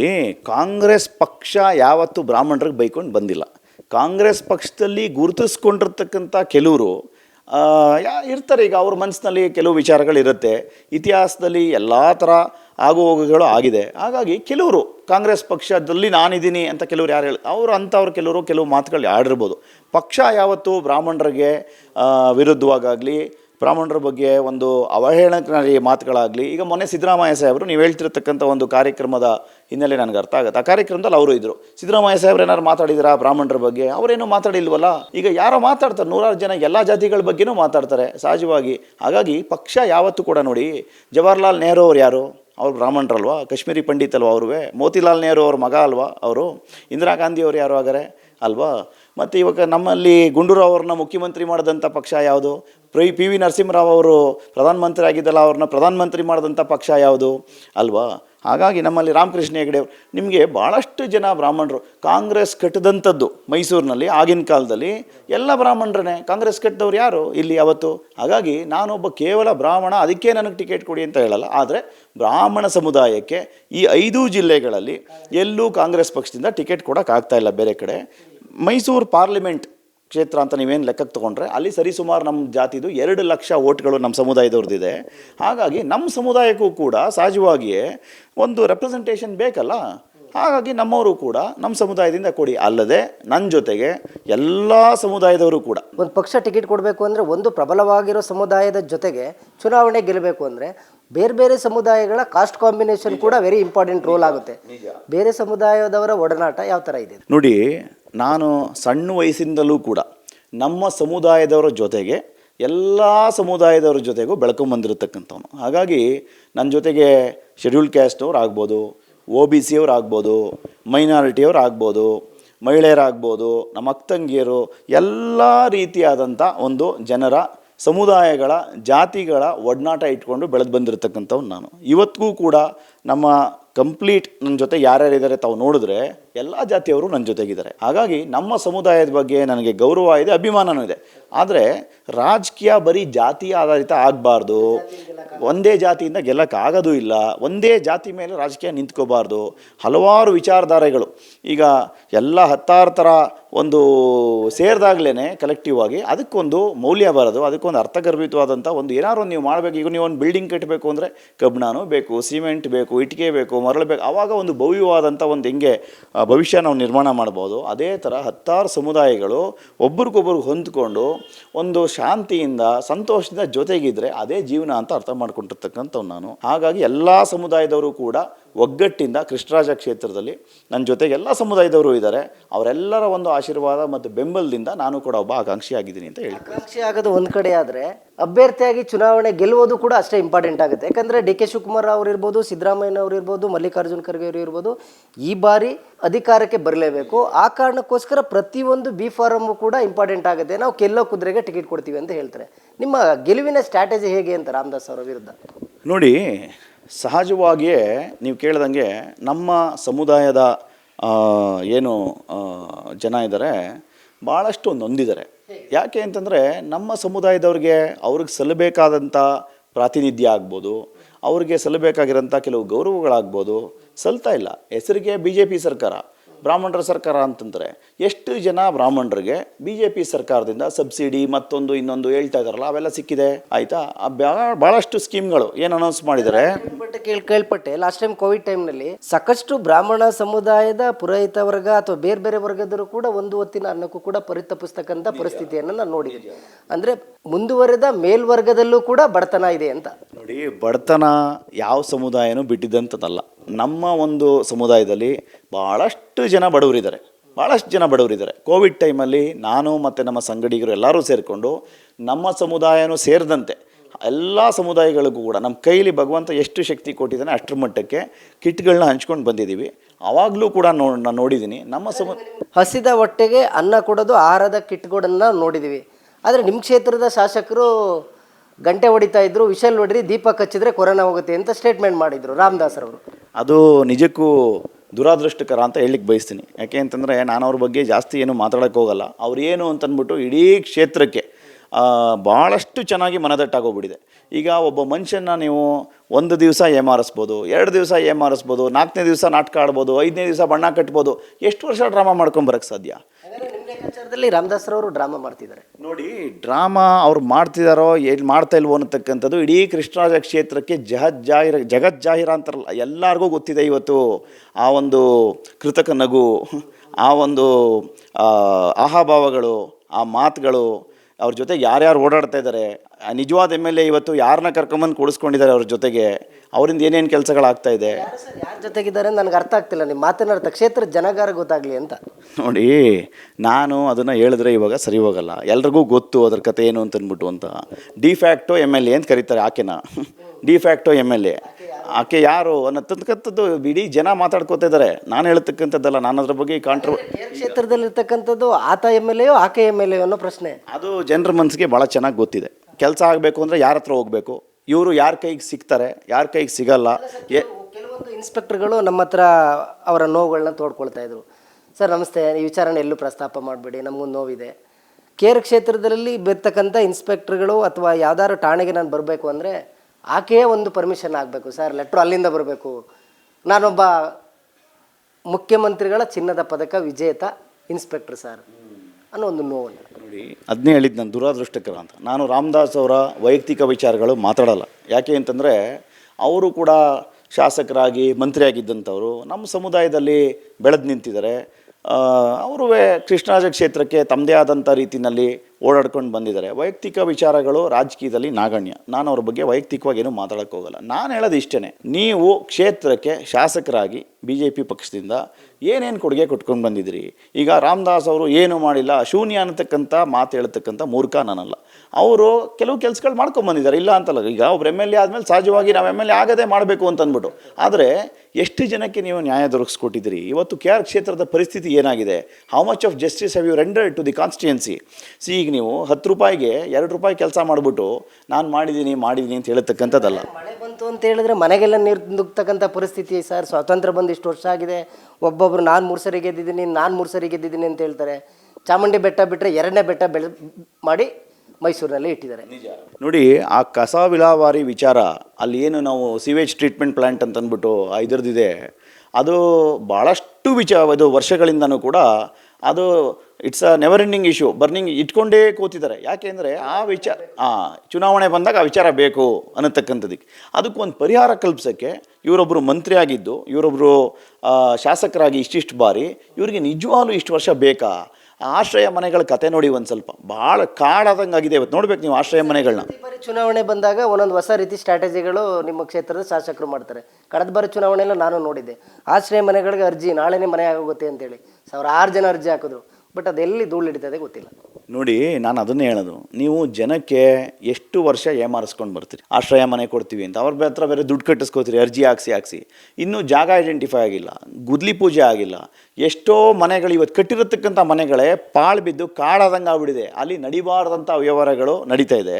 ದಯವಿಟ್ಟು ಸ್ವಲ್ಪ ನೋಡ್ಬೇಕು, ನಿಮ್ಮ ಚಾನಲ್ ಅವರಲ್ಲಿ ಹೋಗಿ ನೋಡಿ ಸ್ವಲ್ಪ ಆಶ್ರಯ ಮನೆಗಳ ಕತೆ ಹೆಂಗಾಗಿದೆ ಅಂತ ಅಂದ್ಬಿಟ್ಟು. ಅವ್ರು ಬಿಟ್ಟು ಮಿಕ್ಕಿದ್ದು 2nd ಬ್ಯಾಚ್ನವರು 3rd ಬ್ಯಾಚ್ನವರು ಒಬ್ಬರೂ ಕೂಡ ವಾಸಕ್ಕೆ ಯೋಗ್ಯವಿಲ್ಲದಂಥ ಒಂದು ಶಿಥಿಲವಾದಂಥ ಪರಿಸ್ಥಿತಿ ಆ ಮನೆಗಳಲ್ಲಿ ನಿರ್ಮಾಣ ಆಗಿದೆ. ನೀವು ಆ ಕಡೆ ತಿರುಗೂ ನೋಡಲ್ಲ. 4.5 ವರ್ಷ ನೀವು ಯಾರ ಕೈಗೂ ಸಿಗಲ್ಲ. ನಿಮ್ಮ ಪರ್ಸ್ನಲ್ ಮೊಬೈಲ್ ನಂಬರ್ ಕೆಲವ್ರ ಹತ್ರ ಬಿಟ್ಟರೆ, ನಿಮ್ಮ ಸರ್ಕಲ್ ನಾನೇನು ಹೇಳಿ ಅದು ಬಿಟ್ಟರೆ ಬೇರೆಯವ್ರ ಹತ್ರ ನಿಮ್ಮ ಮೊಬೈಲ್ ನಂಬರ್ ಇಲ್ಲ. ನೀವು ಲಾಸ್ಟಲ್ಲಿ 6 ತಿಂಗಳಿದೆ ಅನ್ನೋವಾಗ ಕಣ್ಣೀರು ಹಾಕತಕ್ಕಂಥದ್ದು, ಕಾಂಟ್ರವರ್ಸಿ ಟಾಪಿಕ್ಗಳು ಎತ್ಕೊಂಬರೋಂಥದ್ದು, ಮನೆ ಕೊಡ್ತೀನಿ ಅಂತಕ್ಕಂಥದ್ದು. ಮೋದಿ ಯುಗ ಉತ್ಸವ ಸಂತೋಷ, ಮೋದಿಯವರು ಈ ದೇಶದ ಪ್ರಧಾನಿ, ನನಗೂ ಅವ್ರ ಬಗ್ಗೆ ಗೌರವ ಇದೆ. ಆದರೆ ನೀವು ಮೋದಿ ಯುಗ ಉತ್ಸವ ಮಾಡಿ ರಾಮದಾಸ್ ಯುಗ ಉತ್ಸವ ಅಂತ ಅಂದ್ಬಿಟ್ಟು ನೀವೇನು ಮಾಡಿದ್ದೀರಿ ಅದನ್ನೇ ಸ್ವಲ್ಪ ತೋರಿಸಿ. ಮತ್ತೆ ನಿಮ್ಮ ಕಾರ್ಯ ಇಂಡಿವಿಜುವಲ್ ಐಡೆಂಟಿಟಿ ಇಲ್ಲ, ಆ ಕಾರಣಕ್ಕೆ ಮೋದಿ ಯುಗ ಉತ್ಸವ ಮಾಡ್ತಾರೆ. ಖಂಡಿತ. ಈಗ ನನ್ನ ಸ್ವಂತ ಶಕ್ತಿ ಮೇಲೆ ನಾನು ಕೆಲಸ ಮಾಡಿದರೆ ಈಗ ಎಲ್ಲ ಕ್ಷೇತ್ರದಲ್ಲೂ ಅವ್ರು ಯಾಕೆ ಮೋದಿ ಯುಗ ಉತ್ಸವ ಮಾಡ್ತಾ ಇಲ್ಲ? ಈಗ ಇವರ ಒಂದು ಅಚೀವ್ಮೆಂಟ್ ಏನು ಅಂತಂದರೆ, ಇವರ ಒಂದು ನ್ಯೂನತೆಗಳೇನಿದೆ ಅದನ್ನು ಮುಚ್ಚಿಟ್ಕೊಳ್ಳೋಕ್ಕೆ ಮೋದಿಯವ್ರನ್ನ ತೋರಿಸೋದು. ಅಲ್ಲಿ ನೋಡಿ ಚಾಂದ್ ದೇಕೋ ಸೂರಜ್ ದೇಕೋ, ಅಲ್ಲಿ ಮೇಲ್ಗಡೆ ತೋರಿಸೋದು, ಅದು ನೋಡಿ ಚಂದ್ರನ್ ನೋಡಿ ಸೂರ್ಯನ್ ನೋಡಿ ಅಂತಂದ್ಬಿಟ್ಟು ಇವರು ನಾನು ಇಂತಿಂಥ ಕೆಲಸ ಮಾಡಿದ್ದೀನಿ, ನೇರ ನುಡಿ ಕಲಿತೇ ಇಲ್ಲ, ನೇರ ನೋಡಿ ಕಲ್ತಿಲ್ಲ. ಅದೆಲ್ರಿಗೂ ಗೊತ್ತು ಚೆನ್ನಾಗಿ. ಮೋದಿನ ನೋಡಿ, ಇನ್ನೊಬ್ರನ್ನ ನೋಡಿ, ಮತ್ತೊಬ್ರನ್ನ ನೋಡಿ. ಕ್ಷೇತ್ರದ ಜನ ಮೋದಿಯವ್ರ ಓಟ್ ಹಾಕ್ಬೇಕಾ ಅಥವಾ ಶಾಸಕ ರಾಮದಾಸ್ ಅವ್ರ ನೋಡಿ? KR ಕ್ಷೇತ್ರದ ಜನರು ಒಂದು ಟೈಮಲ್ಲಿ ಮೋದಿಯವ್ರನ್ನ ಕೂಡ ನೋಡಿ ಓಟ್ ಹಾಕಿದ್ದಾರೆ. ಆದರೆ ಫೋನ್ ಮಾಡಿದಾಗ ಇಲ್ಲೊಂದು UGD ಸಮಸ್ಯೆ ಆಯಿತು, ಇಲ್ಲೊಂದು ನೀರಿನ ಸಮಸ್ಯೆ ಆಯಿತು, ಇಲ್ಲಿ ಏನೋ ಒಂದು ಬೇರೆ ಥರ ಒಂದು ವಿದ್ಯುತ್ ಪ್ರಾಬ್ಲಮ್ ಆಯಿತು, ರಸ್ತೆ ಪ್ರಾಬ್ಲಮ್ ಆಯಿತು ಅಂತಂದರೆ ಮೋದಿಯವರು ಬಂದು ನಿಂತ್ಕೊಳ್ಳೋಕೆ ಸಾಧ್ಯನಾ? ಮೋದಿಯವರು ಇವ್ರಿಗೆ ಸೊಲ್ಯೂಷನ್ ಕೊಡೋಕ್ಕೆ ಸಾಧ್ಯನಾ? ಅದು ಭಾಳ ಸ್ಪಷ್ಟವಾಗಿ KR ಕ್ಷೇತ್ರದ ಜನ ಈ ಸಲ ಅರ್ಥ ಮಾಡ್ಕೊಂಡಿದ್ದಾರೆ. ಯುವ ನಾಯಕರಾಗಿ ಹೇಳ್ತೀರಾ, ಟಿಕೆಟ್ ಕೊಟ್ಟರೆ ನೀವೆಲ್ಲ ಈ ಥರ ಸಮಸ್ಯೆಗಳಿದೆ, ನಾನು ಹಿಂಗೆ ಫೈಟ್ ಮಾಡ್ತೀನಿ ಅಂತ ಹೇಳ್ತಾ ಇದ್ದೀರಾ. ಮೋದಿರವರ ಬೆಕ್ಕಿನ ಕಣ್ಣಿನ ಹುಡುಗ ಅಂತ ಕರೀತಾರೆ ಪ್ರತಾಪ್ ಸಿಂಹ ಅವರು, ಕಟ್ಟರ್ ಹಿಂದೂವಾದಿ. ದಿನ ಬೆಳಗ್ಗೆ ಎದ್ರೆ ಅವ್ರು ಹಿಂದುತ್ವದ ಬಗ್ಗೆನೇ ಮಾತಾಡ್ತಾರೆ, ಪಕ್ಷದ ಬಗ್ಗೆ ಡಿಪೆಂಡ್ ಮಾಡ್ತಾರೆ. ಅಂತಹ ಪ್ರತಾಪ್ ಸಿಂಹರವರೇ ರಾಮದಾಸ್ ಅವರ ವಿಚಾರ ಬಂದಾಗ, ಎಲ್ಲಿ ಸರ್ ಅವ್ರ ದುಡ್ಡಿನ ಕಂತಲ್ಲೇ ನನ್ನಂತನ ಸುಟ್ಟಾಕ್ಬೋದು, ನಾನೆಲ್ಲಿ ಅವ್ರ ಕಿರುಕುಳ ಕೊಡೋಕ್ಕಾಗತ್ತೆ ಏನೋ ಒಂದು ಪದವನ್ನು ಬಳಸ್ತಾರೆ. ಇದ್ರ ಬಗ್ಗೆ ನಿಮ್ಮ ನೋಡಿ, ಪ್ರತಾಪ್ ಸಿಂಹರವರು ಏನು ಹೇಳ್ತಾ ಇದ್ದಾರೆ ರಾಮದಾಸ್ ಅವ್ರ ಬಗ್ಗೆ, ಅದು ಭಾಳ ಸ್ಪಷ್ಟತೆಯಿಂದ ಕೂಡಿರ್ತಕ್ಕಂಥ ಮಾತು. ಅವರೇ ಪಕ್ಷದವ್ರವ್ರು ಹೇಳ್ಕೊಂಡಿದ್ದಾರೆ. ಈಗ ನಾನು ಅದ್ರ ಬಗ್ಗೆ ವ್ಯಾಖ್ಯಾನ ಕೊಡೋದ್ರಿಂದ ಅದಕ್ಕೆ ಹೊಸದಾದಂಥ ಒಂದು ಅರ್ಥಕಲ್ಪನೆ ಆಗುತ್ತೆ ಹೊರತು, ಪ್ರತಾಪ್ ಸಿಂಹರವರು ಭಾಳ ಕ್ಲೀನಾಗಿ ಹೇಳಿದ್ದಾರೆ ಅವ್ರ ಮನಸ್ಸಲ್ಲಿ ಏನಿದೆ ಅಂತ ಅಂದ್ಬಿಟ್ಟು.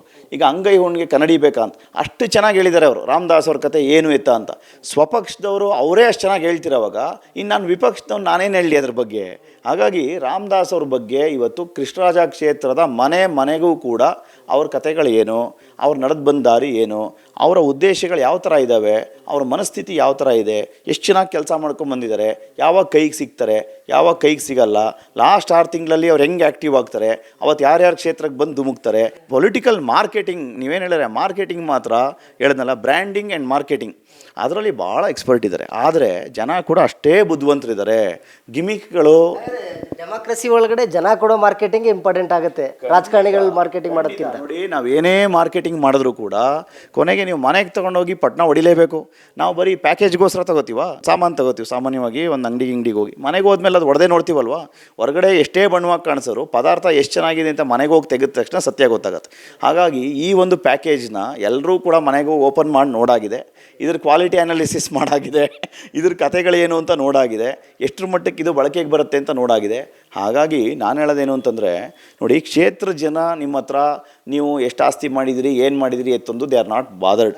ನೀವು ಕಷ್ಟ ಅಂದಾಗ ಅವ್ರಿಗೆ ಕರೋನಾ ಟೈಮಲ್ಲಿ ಎಷ್ಟು ಜನ ಕಿಟ್ ಹಂಚಿದ್ರಿ? ನಾನು ಕೇಳ್ತಾ ಇದ್ದೀನಿ, ಒಬ್ಬ ಕಾಂಗ್ರೆಸ್ಸಿಗನಾಗಿ ನೀವು ಎಷ್ಟು ಜನ ಪುರೋಹಿತರಿಗೆ, ಎಷ್ಟು ಜನ ಬಡಬಗ್ಗರಿಗೆ, ಎಷ್ಟು ಜನ ಆಟೋ ಚಾಲಕರಿಗೆ, ಎಷ್ಟು ಜನ, ಅದು ನನಗೆ ಗೊತ್ತಿಲ್ಲ, ಇರ್ಬೋದು. ಆದರೆ ನಾನು ಹೇಳೋದೇನು ಅಂತ, that is what I am asking, I want to no.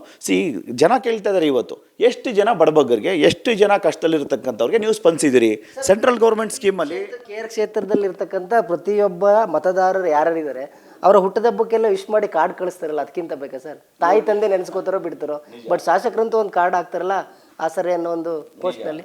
ನೋಡಿ, ಇದು ಹೆಂಗಾಗಿದೆ ಅಂತಂದರೆ, ಇವತ್ತು ಆಶ್ರಯ ಮನೆ ಕೊಡೋಕ್ಕಾಗ್ತಾ ಇಲ್ಲ, ಅದಕ್ಕೆ ಆಸರೆ ಫೌಂಡೇಶನ್. ಆಸರೆ ಯಾರಿಗೆ ಆಸರೆ? ಅದು ಆಸರೆ ಇವ್ರಿಗೆ ಆಸರೆ ಆಗಲಿ, ಇವ್ರಿಗೆ ನೆಲೆ ಆಗಲಿ ಅಂತಂದ್ಬಿಟ್ಟು ಎಲ್ಲರದ್ದು ಡೇಟಾ ಕಲೆಕ್ಟ್ ಮಾಡ್ಕೊಂಬಿಟ್ಟು ನಾಮಕಾವಸ್ಥೆಗೆ ಅವ್ರು ಹುಟ್ಟಿದಬ್ಬಕ್ಕೆ ಒಂದು ಕಾರ್ಡ್ ಕಳಿಸ್ಬಿಟ್ರೆ ಅದರಿಂದ ಬಡಬಗ್ಗರಿಗೆ ಕಷ್ಟ ಎಲ್ಲ ಪರಿಹಾರ ಆಗುತ್ತಾ? ಅದರಿಂದ ಹೊಟ್ಟೆ ತುಂಬುತ್ತಾ ಅವ್ರಿಗೆ? ಅಥವಾ ಏನಾದರೂ ಅವ್ರ ಸಮಸ್ಯೆ ಬಗೆಹರಿದ್ಬಿಡುತ್ತಾ? ಅವ್ರ ಮಕ್ಕಳಿಗೆ ಸ್ಕೂಲಲ್ಲಿ ಅಡ್ಮಿಷನ್ ಆಗುತ್ತಾ? ಬೆಲೆ ಏರಿಕೆ ಕಮ್ಮಿ ಆಗುತ್ತಾ? ಅಥವಾ ನಾಳೆ ರಸ್ತೆಗಳು ಸರಿ ದಿವ್ಸಕ್ಕೊಬ್ಬೊಬ್ಬರು ಬಿದ್ದು ಆಕ್ಸಿಡೆಂಟ್ ಮಾಡಿಕೊಂಡು ವಯಸ್ಸಾಗಿರ್ತಕ್ಕಂಥವ್ರು, ಕಾಲೇಜಿಗೆ ಹೋಗತಕ್ಕಂಥವ್ರು, ಯುವಕರು ಎಲ್ಲರೂ ಕೂಡ ಭಾಳ ರಸ್ತೆಗಳಲ್ಲಿ ಅಷ್ಟು ಭಾಳಷ್ಟು ಒದ್ದಾಡ್ತಾ ಇದ್ದಾರೆ. ಅದ್ರ ಪರಿಹಾರ ಏನಾದ್ರು ನೀವು ಬರ್ಡೇ ಕಾರ್ಡ್ ಕೊಡೋದ್ರಿಂದ, ವಿಶ್ ಮಾಡೋದ್ರಿಂದ ಏನಾದ್ರು ಪರಿಹಾರ ಆಗುತ್ತೆ ನೋಡಿ. ಈ ಬೂಟಾಟಿಕೆ ಕೆಲಸಗಳು ಬಿಟ್ಬಿಡ್ಬೇಕು. ಶಾಸಕನಾಗಿ ನಾನು ಸಂತೋಷ, ಅವ್ರ ಬರ್ಡೇಗೆ ಒಂದು ವಿಶ್ ಮಾಡೋಣ ಆಯಿತು, ಆದರೆ ಅಷ್ಟಕ್ಕೆ ಫುಲ್ ಸ್ಟಾಪ್ ಆಗಬಾರ್ದು. ಇನ್ನು ಮುಂದುವರೆದು ನೀವೇನು ಮಾಡಿದಿರಿ, ಸರ್ವೇ ಸಾಮಾನ್ಯವಾಗಿ ಇಂಡಿವಿಜುವಲ್ ಆಗಿ ನೀವು ಅವ್ರಿಗೆ ರಾಮದಾಸ್ ರವರು ಓಪನ್ ಡಿಬೇಟ್ಗೆ ನಿಮ್ಮ ಕರೆದ್ರೆ ವಿತ್ ಡಾಕ್ಯುಮೆಂಟ್ ನೀವು ರೆಡಿ ಇದ್ದೀರಾ, ನಾನು ಇಷ್ಟು ಕೆಲಸ ಮಾಡಿದ್ದೀನಪ್ಪ, ನೀವು ನನ್ನ ಬಗ್ಗೆ ಸುಳ್ಳು ಹೇಳ್ಬಾರ್ದು, ಬನ್ನಿ ಓಪನ್ ಡಿಬೇಟ್ ಮಾಡೋಣ ಅಂದರೆ ನವೀನ್ ಕುಮಾರ್ ಅವರು ರೆಡಿ ಇದ್ದಾರೆ. ಖಂಡಿತ ರೆಡಿ ಇದ್ದೀನಿ. ಮುಖಾಮುಖಿ ಮುಂದೆ ಕೂತ್ಕೊಂಡು ಮಾತಾಡೋಣ. ಇಡೀ ಕೃಷ್ಣರಾಜ ಕ್ಷೇತ್ರದ ಆಗು ಹೋಗುಗಳ ಬಗ್ಗೆ ನನ್ನ ಹತ್ರ ಕೂಡ ಮಾಹಿತಿ ಇದೆ. ನೀವು ಶಾಸಕರಾದಾಗಿಂದ, ನೀವು ಆಗಕ್ಕೆ ಮುಂಚೆಯಿಂದ ಹಿಡಿದು ಎಲ್ಲ ವಿಚಾರಗಳು ತಗೊಳ್ಳೋಣ. ಪ್ರತಿಯೊಂದು ವಿಚಾರಗಳು ನಾನು ಹೇಳ್ಕೊಂಬರ್ತೀನಿ. ನಾನು ಹೇಳಿದ್ನಲ್ಲ, ವೈಯಕ್ತಿಕವಾಗಿ ನಾನು ಅವ್ರ ಬಗ್ಗೆ ಏನು ಮಾತಾಡೋಕ್ಕೆ ಹೋಗಲ್ಲ. As a MLA, as a former minister, what is your contribution to the Krishnaraja constituency which has made you MLA for 4 times? 4 ಸಲ ಇವ್ರನ್ನ ಶಾಸಕರು ಮಾಡಿ ಕೃಷ್ಣರಾಜ ಕ್ಷೇತ್ರಕ್ಕೆ ಇವ್ರ ಕೊಡುಗೆ ಏನು ಅನ್ನತಕ್ಕಂಥದ್ದನ್ನ ಭಾಳ ಸ್ಪಷ್ಟವಾಗಿ ಜನನೂ ಅರ್ಥ ಮಾಡ್ಕೊಂಡಿದ್ದಾರೆ, ನಾನು ಕೂಡ ಅರ್ಥ ಮಾಡ್ಕೊಂಡಿದ್ದೀನಿ. Any day I am willing for a open debate, I am ready. 4 question ಇದೆ ಸರ್, ನೇರ ಉತ್ತರವನ್ನು ಬಯಸ್ತೀನಿ. ಒಬ್ಬ ಯುವ ಕಾಂಗ್ರೆಸ್ ನಾಯಕರಾಗಿ DK ಶಿವಕುಮಾರ್ ಅಂದರೆ ಏನು? ನೋಡಿ, DK ಶಿವಕುಮಾರ್ ಅವರು ಒಬ್ಬರು ಯೂತ್ ಕಾಂಗ್ರೆಸ್ಸಿಂದ ಬಂದಂತಹ ಒಂದು ಶಕ್ತಿ. ಅವರು ಭಾಳಷ್ಟು ಬಾರಿ ಅವರ ಸ್ಪೀಚ್ಗಳಾಗ್ಬೋದು, ಇನ್ನೊಂದಾಗ್ಬೋದು, ಅವರ ಮಾತು ಕಟು ಇರ್ಬೋದು, ಅವರ ಒಂದು ಬಾಡಿ ಲ್ಯಾಂಗ್ವೇಜ್ ಕಟು ಇರ್ಬೋದು. ಆದರೆ DK ಶಿವಕುಮಾರ್ ಅವರು he is a bull worker ಅಂತಂದರೆ, ಅವರು ಒಂದು ಆ ಸಂಘಟನೆ ವಿಚಾರ ಬಂದಾಗ ಝೀರೋ ಕಾಂಪ್ರಮೈಸ್ ಪಾಲಿಸಿ ಅಂತಂದರೆ, ಯಾವುದೇ ರೀತಿಯಾದಂಥ ಅವರಲ್ಲಿ ಸಂಘಟನೆ ವಿಚಾರ ಬಂದಾಗ ಅವರು ಕಾಂಪ್ರಮೈಸ್ ಆಗಲ್ಲ. ಕೆಲಸ ಮಾಡಬೇಕು ಅಂತಲೇ ಕೆಲಸ ಮಾಡಲೇಬೇಕು. ಈಗ ಅವರ ಅಧ್ಯಕ್ಷರಾದ ಮೇಲೆ ಪಕ್ಷಕ್ಕೆ ಭಾಳಷ್ಟು ಒಂದು ಎಲ್ಲರನ್ನೂ ಕೂಡ ಹುರಿದುಂಬಿಸಿ ಒಂದು ಶಕ್ತಿ ತುಂಬತಕ್ಕಂಥ ಪ್ರಯತ್ನ ಮಾಡ್ಕೊಂಡ್ಬಂದಿದ್ದಾರೆ. ಮಾಸ್ ಲೀಡರ್ ಸಿದ್ದರಾಮಯ್ಯನವರು ರಾಜ್ಯದ ವಿರೋಧ ಪಕ್ಷದ ನಾಯಕರಾದರೂ ಕೂಡ ಮೈಸೂರಿನ ತವರು ಮಗ. ಇವ್ರ ಬಗ್ಗೆ, ಸಿದ್ದರಾಮಯ್ಯ ಸಾಹೇಬರು ಬಗ್ಗೆ ಇಡೀ ಭಾರತ ದೇಶಕ್ಕೆ ಇವತ್ತು ಗೊತ್ತಿದೆ. ನಾನು ಬರೀ ಕರ್ನಾಟಕಕ್ಕೆ ಅಂತ ಹೇಳಲ್ಲ.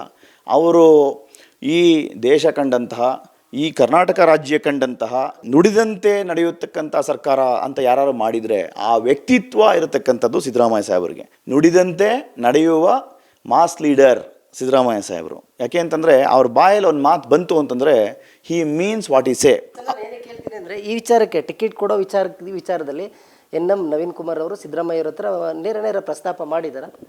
ನೋಡಿ, ಭಾಳಷ್ಟು ಬಾರಿ ಪಕ್ಷದ ಹಿರಿಯ ಮುಖಂಡರಾದಂಥ ನಮ್ಮ ಮೈಸೂರಿನ ಭಾಗದ ಸಹಜವಾಗಿ ಅವರು ನಮ್ಮ CLP ನಾಯಕರು, ನಮ್ಮ ಪಕ್ಷಕ್ಕೆ ಅವರ ಬಳಿ ನಾನು ಮನವಿ ಕೂಡ ಮಾಡಿದ್ದೀನಿ, ಕೇಳ್ಕೊಂಡಿದ್ದೀನಿ. ಈ ಥರ ಹಿಂಗೆ ಯುವಕನಾಗಿ ಸಾಹೇಬ್ರೆ ನಾನು ಕೆಲಸ ಮಾಡ್ತಾಯಿದ್ದೀನಿ, ದಯವಿಟ್ಟು ನಮ್ಮ ಸಮುದಾಯಕ್ಕೂ ಕೂಡ ಒಂದು ರೆಪ್ರೆಸೆಂಟೇಷನ್ ಬೇಕು. ಎಲ್ಲ ಸಮುದಾಯದವರು ನನ್ನ ಜೊತೆಗಿದ್ದಾರೆ, ಜೊತೆಗೆ ನಾನು ಕೇವಲ ಜಾತಿಗೆ ಸೀಮಿತ ಆಗಿಲ್ಲ. ಹಾಗಾಗಿ ಓದ್ಕೊಂಡು ಬಂದಿದ್ದೀನಿ, ಎಜುಕೇಟೆಡ್ ಯೂತ್ ಇದ್ದೀನಿ. ಭಾಳಷ್ಟು ಕೃಷ್ಣರಾಜ ಕ್ಷೇತ್ರಕ್ಕೆ ಒಂದು ಉತ್ತಮವಾದಂಥ ಒಂದು ಬದಲಾವಣೆ ತರಬೇಕು, ಬೇರೆ ಥರ ಒಂದು ಹೊಸ ಒಂದು ಮಾದರಿ ಸ್ಕೀಮ್ಗಳನ್ನ ತೊಗೊಂಡು ಬರಬೇಕು ಅನ್ನತಕ್ಕಂಥ ಆಸೆ ಅಭಿಲಾಷೆ ನನ್ನಲ್ಲಿದೆ. ದಯವಿಟ್ಟು ನನಗೂ ಒಂದು ಅವಕಾಶ ಮಾಡಿಕೊಡಿ ಅನ್ನತಕ್ಕಂಥ ವಿನಯಪೂರ್ವಕವಾದಂಥ ಒಂದು ಮನವಿ ನಾನು ಅವರಲ್ಲಿ ಮಾಡಿದ್ದೀನಿ. ರೆಸ್ಪಾನ್ಸ್ ಅವರು ಯಾರಿಗಾದರೂ ಅವ್ರು ಹೇಳೋದೇನು ಅಂತಂದರೆ, ನೀವು ಹೋಗಿ ಕಷ್ಟಪಟ್ಟು ಕೆಲಸ ಮಾಡಿ, ನೀವು ಪಕ್ಷದಲ್ಲಿ ಕೆಲಸ ಮಾಡಿ, ನಿಮ್ಮ ಕೆಲಸ ನಿಮ್ಮ ಪರವಾಗಿ ಮಾತಾಡಬೇಕೆ ಹೊರತು ನಾನು ಇನ್ನೊಬ್ಬರು ನಿಮ್ಮ ಪರವಾಗಿ ಮಾತಾಡೋಂಥದ್ದಲ್ಲ. ನೀವು ಕಷ್ಟಪಟ್ಟು ಕೆಲಸ ಮಾಡಿ, ನಿಮ್ಮ ಕೆಲಸ ಪರಿಗಣನೆಗೆ ತಗೊಂಡು ಖಂಡಿತ ನೀವು ಉತ್ತಮವಾದಂಥ ನಿಮಗೆ ಜನಸ್ಪಂದನೆ ಇದ್ದರೆ, ಜನ ನಿಮ್ಮ ಜೊತೆಗಿದ್ದರೆ ಖಂಡಿತ ನಾವು ನಿಮ್ಮನ್ನ ಗಣನೆಗೆ ತಗೋತೀವಿ ಅನ್ನತಕ್ಕಂಥ ಮಾತು ಹೇಳಿದ್ದಾರೆ. ಒಬ್ಬ ಪಕ್ಷದ ಸಾಮಾನ್ಯ ಕಾರ್ಯಕರ್ತ ಇವತ್ತು AICC ಅಧ್ಯಕ್ಷರಾದರು ಮಲ್ಲಿಕಾರ್ಜುನ್ ಖರ್ಗೆ ಅವರು, ಅವ್ರ ಬಗ್ಗೆ ಇದು ಕಾಂಗ್ರೆಸ್ ಪಕ್ಷದಲ್ಲಿ ಮಾತ್ರ ಸಾಧ್ಯ. ಯಾಕೆ ಅಂತಂದರೆ, ಕರ್ನಾಟಕದಲ್ಲಿ ಓರ್ವ ಮಲ್ಲಿಕಾರ್ಜುನ್ ಖರ್ಗೆರವರು, ಅವರ ತಂದೆಯರವರು ಸ್ಕೂಲ್ ಟೀಚರ್ ಅಂದರೆ ಶಾಲಾ ಇದಾಗಿದ್ರು ಅಂತಂದ್ಬಿಟ್ಟು ನಾನು ಕೇಳ್ಪಟ್ಟಿದ್ದೀನಿ. ಅವರು ಅಲ್ಲಿಂದ ಸ್ಟಾರ್ಟ್ ಮಾಡಿ ನಿಮಗೆ ಇವತ್ತು AICC ಅಧ್ಯಕ್ಷರಾಗಿದ್ದಾರೆ ಅಂತಂದರೆ, ನಮ್ಮ ಕಾಂಗ್ರೆಸ್ ಪಕ್ಷದಲ್ಲಿ ಆಂತರಿಕ ಪ್ರಜಾಪ್ರಭುತ್ವ, ಇನ್ನರ್ ಪಾರ್ಟಿ ಡೆಮಾಕ್ರಸಿ ಎಷ್ಟು ಚೆನ್ನಾಗಿದೆ ಅನ್ನತಕ್ಕಂಥದ್ದು ಉದಾಹರಣೆ. ಹಾಗಾಗಿ ಅವ್ರು ನಮಗೆ ಸ್ಫೂರ್ತಿ ಇವತ್ತು ಎಲ್ಲೋ ಒಂದು ಕಡೆ. ಯಾಕೆ ಅಂತಂದರೆ, ಮಲ್ಲಿಕಾರ್ಜುನ್ ಖರ್ಗೆರವರು ಯುವ ನಾಯಕರಾಗಿ, ಯುವಕರಿಂದ ಬೆಳೆದು 9 ಬಾರಿ ಶಾಸಕರಾಗಿ, 2 ಬಾರಿ MP ಆಗಿ ಇವತ್ತು AICC ಅಧ್ಯಕ್ಷರಾಗಿದ್ದಾರೆ ಅಂತಂದರೆ, ನನ್ನಂಥ ಒಬ್ಬ ಹುಡುಗ ಕಾರ್ಯಕರ್ತನಾಗಿ ಕೆಲಸ ಮಾಡ್ಕೊಂಡು ಬಂದು ಒಬ್ಬ ಶಾಸಕ ಆಕಾಂಕ್ಷಿಯಾಗಿ ನಾಳೆ ಪಕ್ಷದಲ್ಲಿ ಒಂದು ಅವಕಾಶ ಸಿಗುತ್ತೆ ಅನ್ನತಕ್ಕಂಥ ಒಂದು ಮೋಟಿವೇಶನ್ ನಮ್ಮಲ್ಲೂ ಕೂಡ, ಉತ್ಸುಕತೆ ನಮ್ಮಲ್ಲೂ ಕೂಡ ಜಾಸ್ತಿ ಆಗಿದೆ ಅಂತ ಹೇಳಿಕ್ಕೆ ಬಯಸ್ತೀನಿ. ಕಮ್ಯುನಿಟಿ ವಿಚಾರಕ್ಕೆ ಬಂದರೆ, ಬ್ರಾಹ್ಮಣ ಸಮುದಾಯದಲ್ಲಿ ನಿಮ್ಮ ರೋಲ್ ಮಾಡೆಲ್ ಯಾರು ಗಾಡ್ ಫಾದರ್ ಅಂತ? ನೋಡಿ, ಬ್ರಾಹ್ಮಣ ಸಮುದಾಯದಲ್ಲಿ ಭಾಳಷ್ಟು ಜನ ಅತ್ಯುತ್ತಮವಾದಂಥ ರಾಜಕೀಯ ಕ್ಷೇತ್ರದಲ್ಲಾಗ್ಬೋದು, ಬೇರೆ ಕ್ಷೇತ್ರದಲ್ಲಾಗ್ಬೋದು. ನೋಡಿ, ಪೊಲಿಟಿಕಲ್ ಆಗಿ ನಮ್ಮಲ್ಲಿ ಭಾಳಷ್ಟು ಜನ ಇದ್ದಾರೆ. ನಿಮಗೆ ನಾನು ಹೇಳಿದ್ನಲ್ಲ, ಈಗ ನಮ್ಮ ರಮೇಶ್ ಕುಮಾರ್ ಅವರಿದ್ದಾರೆ. ರಮೇಶ್ ಕುಮಾರ್ ಅವರು ನಮ್ಮ ಸಮುದಾಯದವರಾಗಿದ್ಕೊಂಡು ಸ್ಪೀಕರ್ ಆಗಿದ್ಕೊಂಡು ಎಷ್ಟು ಒಂಥರ ಹಿರಿಯ ಮುತ್ಸದಿಗಳು ಅವರು, ಆ ರೀತಿ ರಾಜಕೀಯದ ಅನುಭವ ಆಗ್ಬೋದು. ನಮ್ಮ ದಿನೇಶ್ ಗುಂಡ್ರು ಅವರಿದ್ದಾರೆ ಅಲ್ವಾ. ಭಾಳಷ್ಟು ಜನ ನಮ್ಮ ಸಮುದಾಯದಲ್ಲೂ ಕೂಡ ಕಾಂಗ್ರೆಸ್ ಪಕ್ಷದಲ್ಲಿ ಹೇಳಿದ್ನಲ್ಲ, ನೆಹರೂರಿಂದ ಹಿಡಿದು ನನಗೆ ನೆಹರು ಅವ್ರ ಬುಕ್ಸ್ಗಳು ತುಂಬ ಓದಲಿಕ್ಕೆ ಇಷ್ಟ. ನೆಹರು ಅವರ ಪುಸ್ತಕಗಳು ಭಾಳಷ್ಟು ನಾನು ಓದ್ತೀನಿ.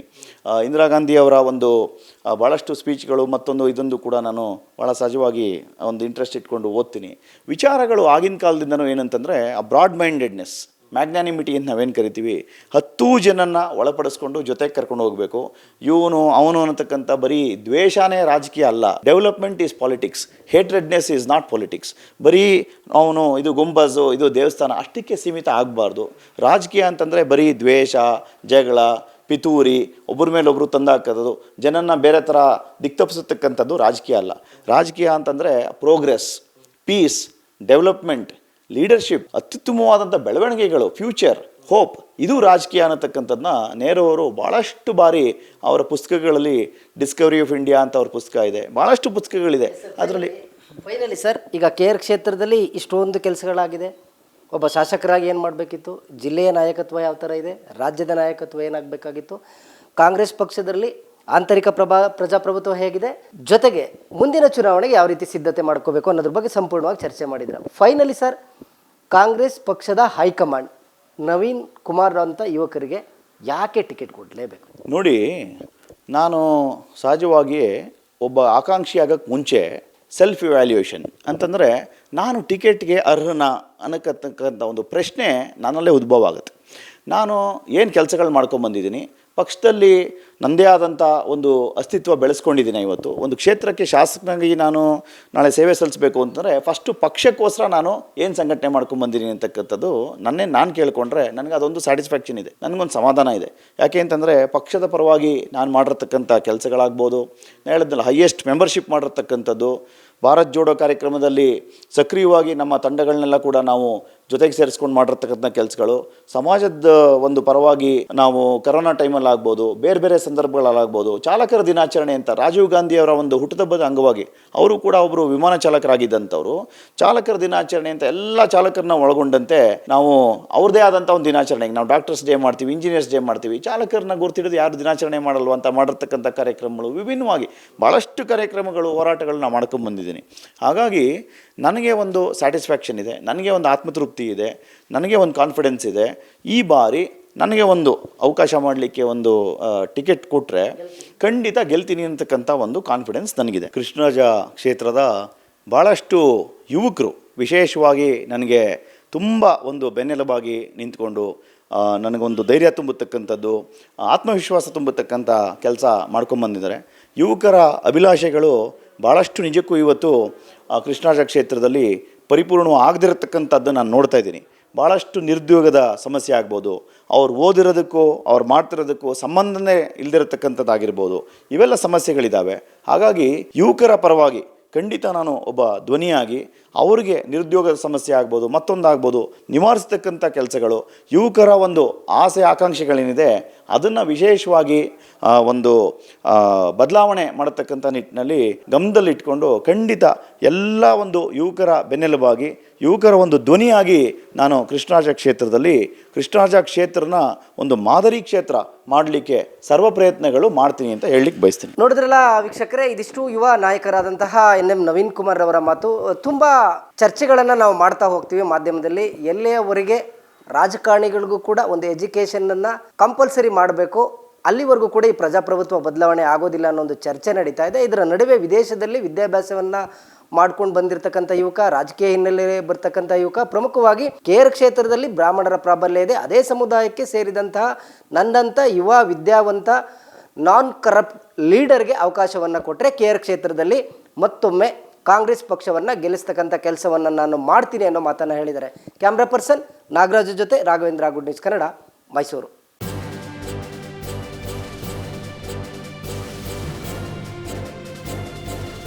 ಇದು ಮಾನವೀಯ ಸಂದೇಶದ ಜನವಾಹಿನಿ.